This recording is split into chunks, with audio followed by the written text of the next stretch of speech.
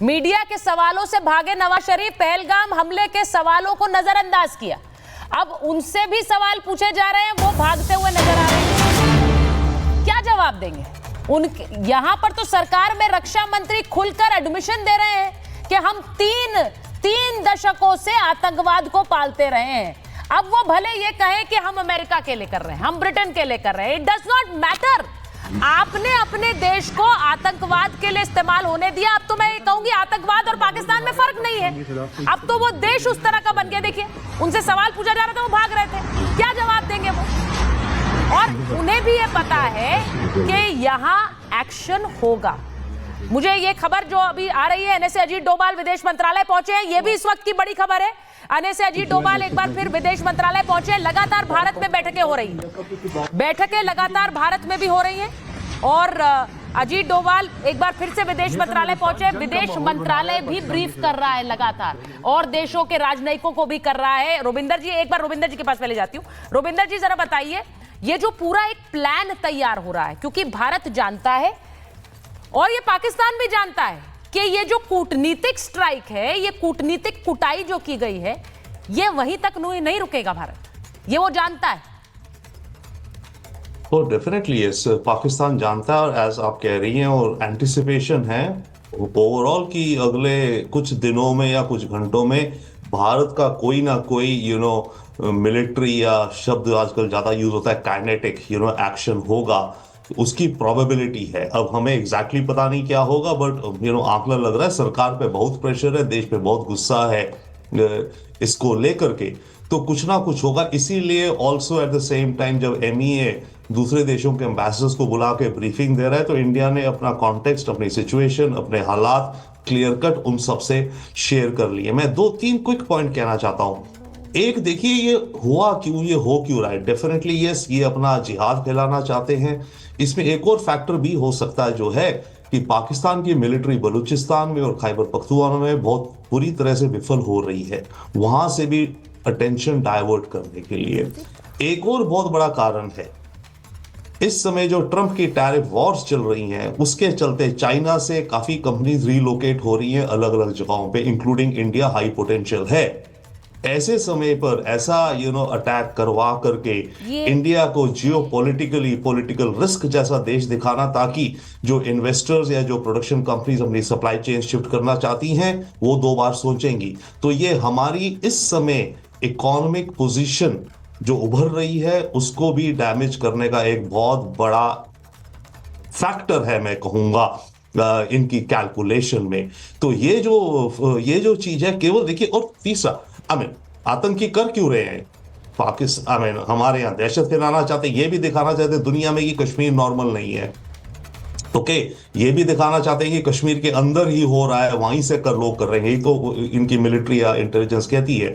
उधर अपनी मिलिट्री की विफलता जो पाकिस्तान के अंदर है, जो कयास है, उससे अटेंशन डाइवर्ट करने के लिए। एंड थर्डली, इकोनॉमिक, भारत को इकोनॉमिक डैमेज करने का, क्योंकि इस समय देखिए जो बड़ी बड़ी कंपनीज होती हैं, वो पॉलिटिकल रिस्क गिनती हैं, जियोपॉलिटिकल, राइट। तो इस समय, क्योंकि इस समय मामला इतना गर्म है, टैरिफ्स को लेके खटाखट डिसीजंस हो रहे हैं इस समय। ऐसा हादसा इंडिया में इस वक्त एक बड़ी खबर आ रही है, जरा अपने दर्शकों को बताओ कि अमृतसर में RDX और हथियारों का जखीरा मिला है। भारत पाकिस्तान सीमा के पास से बरामदगी हुई है 5 हैंड ग्रेनेड, 5 पिस्तौल, रिमोट, 8 मैगजीन बरामद हुई है। खेतों से हथियार और 4.5 किलो RDX मिला है। 4.5 किलो RDX, ये हथियार अमृतसर से मिले हैं। अमृतसर से जो हथियार मिला है, उसकी तस्वीरें मैं आपको दिखा रही हूं। इस वक्त एक्शन तेज है, और यहां अमृतसर से जो मिला है RDX, वो तस्वीरें हम दिखा रहे हैं। कर्नल सिंह, इसका मतलब क्या है? ये जो 5 किलो RDX मिला है वहां से, अब इस वक्त बहुत अलर्ट पर है फोर्सेस, हम जानते हैं, और वहां पर ये मिलना, ये लगातार हम ये भी बता रहे हैं कि एक बड़ा सर्च ऑपरेशन, कॉम्बिंग ऑपरेशन इस वक्त कश्मीर में चल रहा है।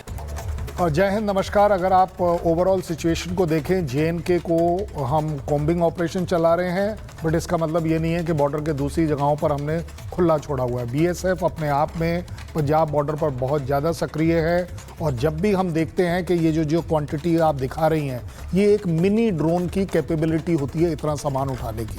सो क्लैरिटी के साथ मैं बोल सकता हूँ कि ये जो बीएसएफ की रिपोर्ट पहले भी जो आई हैं कि मिनी ड्रोन से वो कुछ सामान इस साइड डालते हैं और वो सारा सामान जनरली एमुनेशन से रिलेटेड होता है। मेरे लिए बहुत कंसर्न की बात है आरडीएक्स इसलिए क्योंकि वो स्ट्रेट अवे इसका मतलब है किसी ना किसी आईडी से रिलेटेड उन्होंने इसको भेजा है कि इससे आईडी बनेगी, कहीं ना कहीं लगेगी, एक बड़ा नुकसान किया जा सकता है।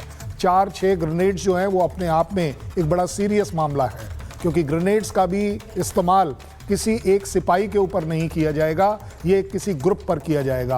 और अगर लेटेस्ट ट्रेंड पाकिस्तान का देखें टेररिज्म का, तो वो ग्रुप्स ढूंढ रहे हैं, इनोसेंट लोग ढूंढ रहे हैं, वो उन लोगों के ऊपर इसका इस्तेमाल करना चाहेंगे जहां पर एक क्राउड हो, जहां पर कोई फौज ना हो, जहां पर कहीं कोई weapon defensive point of view से ना हो।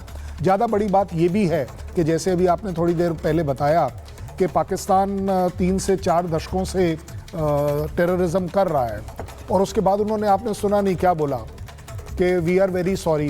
ये सॉरी वाला मतलब क्या है? इट वॉज आवर मिस्टेक भाई साहब, आपने बहुत देर कर दी। आपने जो 4 दिन पहले किया है ना, वो बहुत बड़ी मिस्टेक हो गई। And now India has stopped forgiving you for all your mistake. We are very clear headed now कि हम आपको पीने के लिए आरजू जी पानी ज़रूर देंगे, देते आए हैं, लेकिन आरजू जी ब्लड नहीं देंगे अब हम।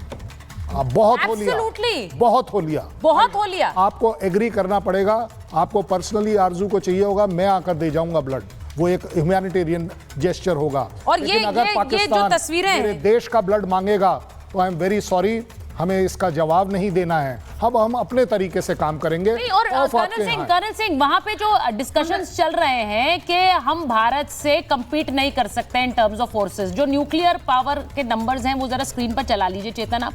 भारत से आप जमीनी जो जंग होगी उसमें आप compete नहीं कर सकते, इसीलिए भारत के साथ अगर जंग हो तो सिर्फ एक ही तरीका है, न्यूक्लियर बॉम्ब।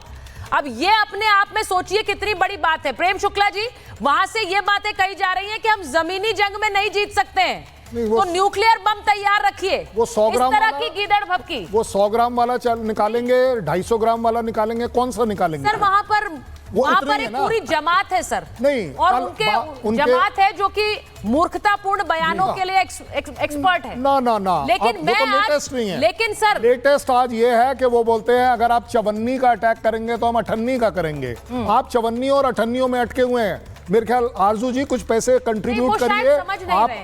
आप जितने पत्रकार हैं उन सबके जो अकाउंट फ्रीज हुए हैं उसमें से चवन्नियां और अठन्नियां निकालकर इनको दे दीजिए।